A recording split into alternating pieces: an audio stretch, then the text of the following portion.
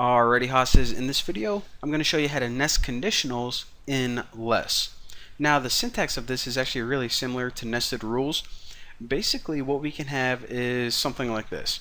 Say that we're making a website and we wanted to put a banner on the home page. That's what everyone does now, that's what we're doing. Why not follow the trend?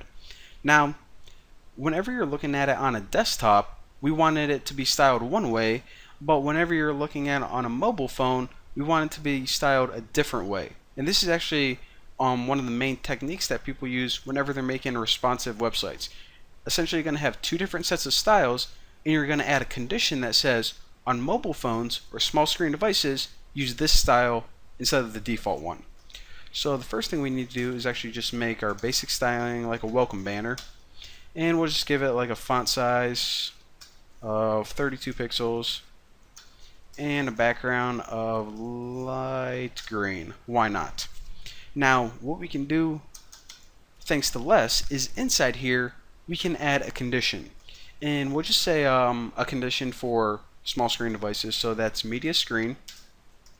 We're not printing, we're actually want to add this for screens, and media, and I'll just say a max width of 768 pixels. So any device that is less than 768 pixels, which are typically like phones or tablets or anything like that, then we want to add this styling instead. So font size of, I don't know, maybe smaller, and maybe a new background color for whatever reason. But that's how you can add conditionals. Let me add a little comment so it's easier to see.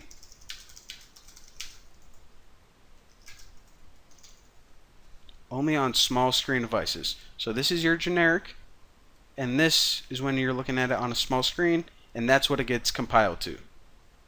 Pretty sweet, eh? So now let's actually go ahead and make this. So div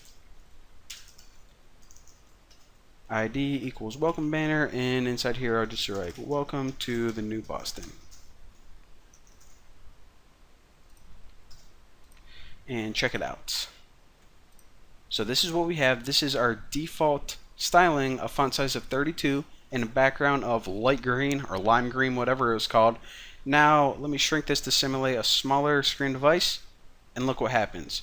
Our style changes to a smaller font, even though now that I think about it, you may want to bump up the font whenever you're looking at it on a small screen device, but you know, didn't really think that through, but that's not what I'm trying to teach in this video. And you know, usually whenever people are working on making websites responsive, it isn't like changing the background color, it's actually maybe changing the margin or you know, a bunch of other stuff not related to the look but the actual behavior of it. But now you guys know that with nested conditionals, what you can do is you can have a default styling, and then you can add a conditional to say whenever this is true, apply this styling instead. So that's what nesting conditionals does, and yeah, less makes it really easy. So there you go.